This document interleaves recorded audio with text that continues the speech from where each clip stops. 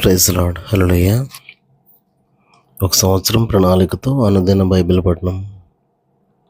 ఈరోజు 19 అక్టోబర్ 2025.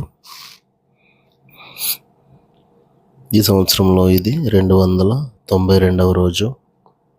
ఈరోజు కొరకు ఏర్పాటు చేయబడిన బైబిల్ వాక్య భాగాలు: పాత నిబంధన ఇర్మియా గ్రంథము 1-2 అధ్యాయాలు మరియు కొత్త నిబంధన 2వ దశలోనికీయులకు రాసిన పత్రిక 2వ అధ్యాయము.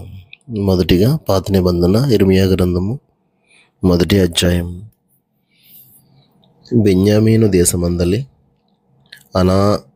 అనాతోతులో కాపురమున్న యాజకులలో ఒకడై హిల్కీయా కుమారుడైన ఇర్మియా వాక్యములు. ఆమోను కుమారుడైన యోషియా యూదాకు రాజై ఉండగా అతని ఏలుబడి 13వ సంవత్సరమున యెహోవా వాక్కు ఇర్మియాకు ప్రత్యక్షమాయెను. మరియు యోషియా కుమారుడగు యెహోయాకీము యూదాకు రాజై ఉండగాను, యోషియా కుమారుడగు సిద్కియా యూదాకు రాజై ఉండగాను అతని ఏలుబడి 11వ సంవత్సరాంతము వరకును, అనగా ఆ సంవత్సరమున 5వ నెలలో యెరూషలేము చెరదీసుకుని పోబడి వరకును ఆ వాక్కు ప్రత్యక్షమగుచుండెను. యెహోవా వాక్కు నాకు ప్రత్యక్షమై ఇలాగు సెలవిచ్చాను: గర్భములో నేను నిన్ను రూపింపక మునిపే నిన్ను ఎరిగితిని. నీవు గర్భము నుండి బయలుపడక మునిపే నేను నిన్ను ప్రతిష్ఠించి తిని, జనములకు ప్రవక్తగా నిన్ను నియమించి తిని. అందుకు అయ్యో ప్రభువగు యెహోవా, చిత్తగించుము, నేను బాలుడనే, మాట్లాడుటకు నాకు శక్తి చాలదని నేను అనగా, యెహోవా నాకు ఇలాగ సెలవిచ్చాను: నేను బాలుడను అనవద్దు. నేను నిన్ను పంపు వారందరి యొద్దకు నీవు పోవలెను. నీకు ఆజ్ఞాపించిన సంగతులన్నీ చెప్పవలెను. వారికి భయపడకము, నిన్ను విడిపించుటకు నేను నీకు తోడై ఉన్నాను. ఇదే యెహోవా వాక్కు. అప్పుడు యెహోవా చేయి చాపి నా నోరు ముట్టి ఇలాగ సెలవిచ్చాను: ఇదిగో, నేను నీ నోట నా మాటలు ఉంచి ఉన్నాను. పెళ్ళగించుటకును, విరుగగొట్టుటకును, నశింపజేయుటకును, పడద్రోయుటకును, కట్టుటకును, నాటుటకును నేను ఈ దినమున జనముల మీదను రాజ్యముల మీదను నేను నియమించి ఉన్నాను.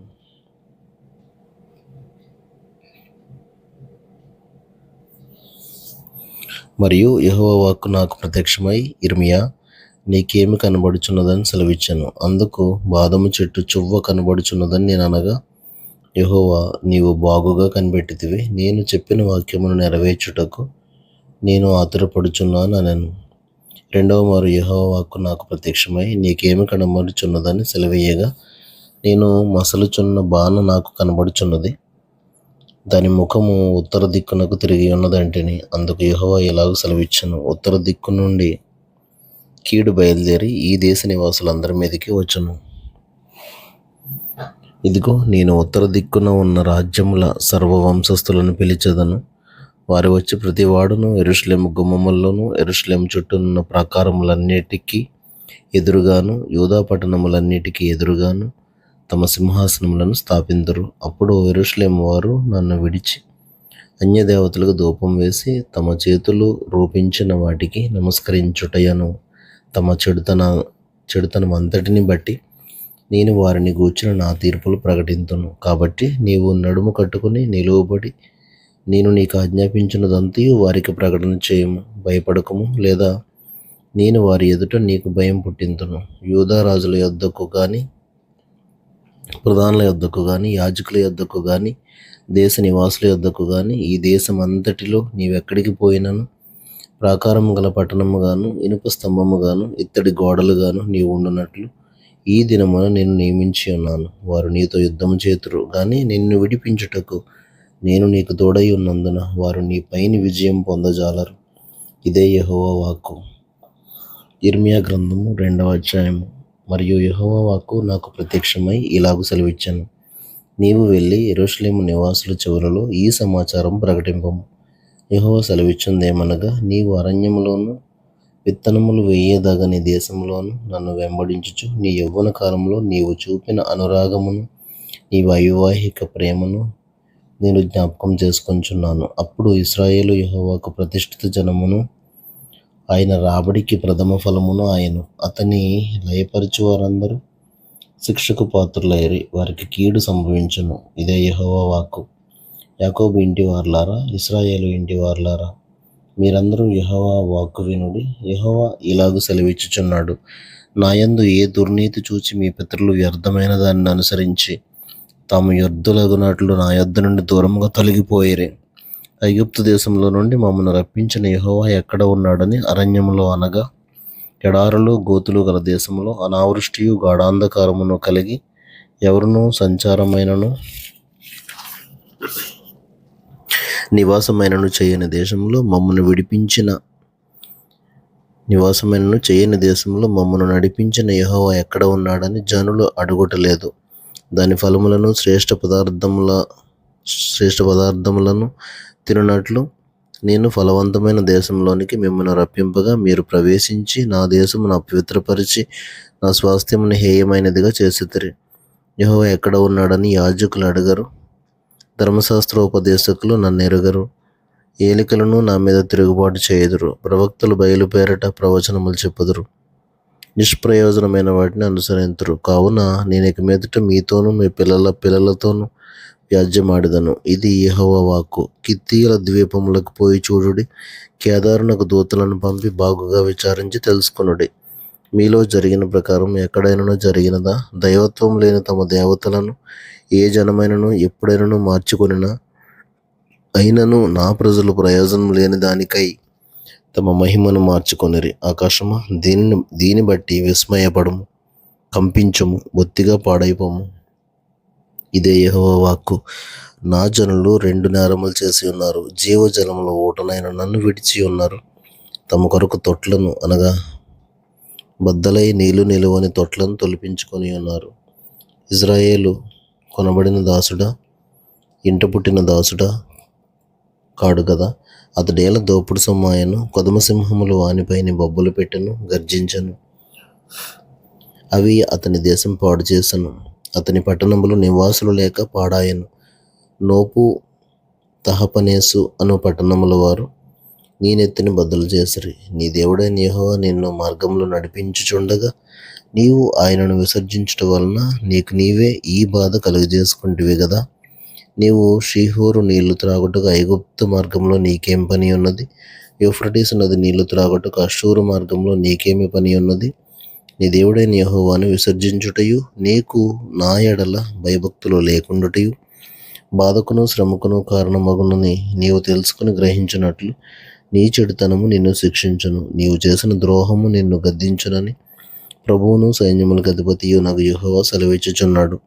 పూర్వకాలము నుండి నేను నీ కాడిని విరగగొట్టి నీ బంధకములను తెంపివేసితిని. నేను సేవ చేయనని చెప్పుచున్నావు. ఎత్తైన ప్రతి కొండ మీదను పచ్చని ప్రతి చెట్టు క్రిందను వేసేవలే క్రీడించుచున్నావు.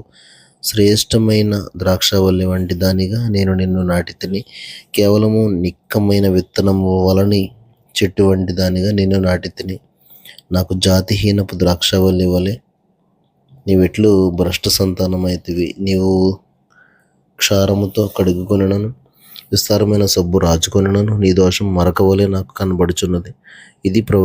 ఇది ప్రభువగు యెహోవా వాక్కు. నేను అపవిత్రత నొందిన దానను కాను, బయలుదేవతలను అనుసరించి పోవుదానను కాను అని నీవు ఎట్లనుకొందువు? లోయలో నీ మార్గమును చూడుము, నీవు చేసిన దాన్ని తెలుసుకొనుము. నీవు త్రోవలలో ఇటు అటు తిరుగులాడు వడిగల వంటెవు, అరణ్యమునకు అలవాటు పడిన అడవిగాడిదవు. అది దాని కామాతురత వలన గాలి పీల్చును, కలుసుకున్నప్పుడు దాన్ని త్రిప్పగలవాడెవడు? దాని వెదకు గాడిదలలో ఏదియూ అలసి ఉండదు, దాని మాంసములో అది కనబడును. జాగ్రత్తపడి నీ పాదములకు చెప్పులు తొడుక్కొనుము, నీ గొంతుక దప్పికొనకుండానట్లు జాగ్రత్త పడుము అని నేను చెప్పినను నీవు ఆ మాట వ్యర్థము వినను. అన్యులను మోహించుతని వారి వెంబడిపోదునని చెప్పుచున్నావు. దొరికిన దొంగ సిగ్గుపడినట్లు ఇశ్రాయేలు కుటుంబం వారు సిగ్గుపడుదురు. నీవు మా తండ్రివని మ్రానుతోనూ, నీవే నన్ను పుట్టించుతవని రాతితోనూ చెప్పుచు వారును వారి రాజులను వారి అధిపతులను వారి యాజకులను వారి ప్రవక్తలను అవమానం నొందుదురు. వారు నా తట్టు ముఖం త్రిప్పుకొనక వీపుని త్రిప్పుకొనిరి.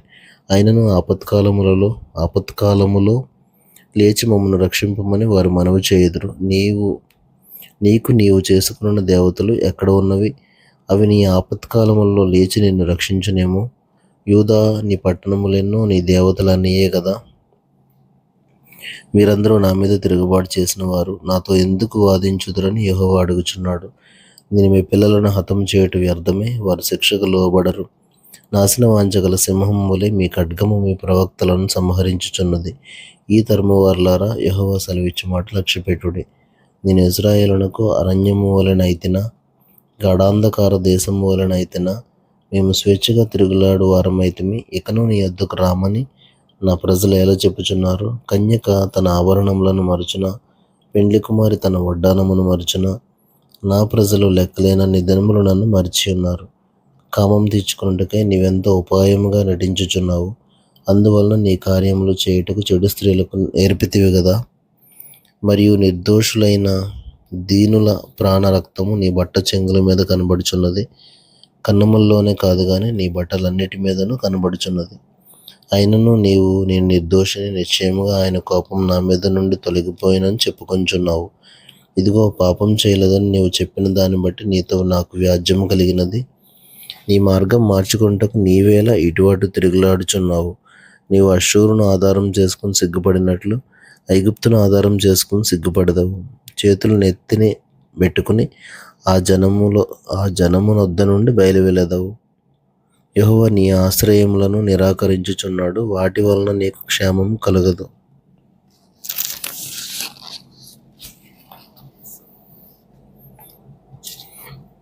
క్రొత్త నిబంధన అపోస్తలుడైన పౌలు తెస్సలోనికీయులకు రాసిన 2వ పత్రిక 2వ అధ్యాయము 17 వచనాలు.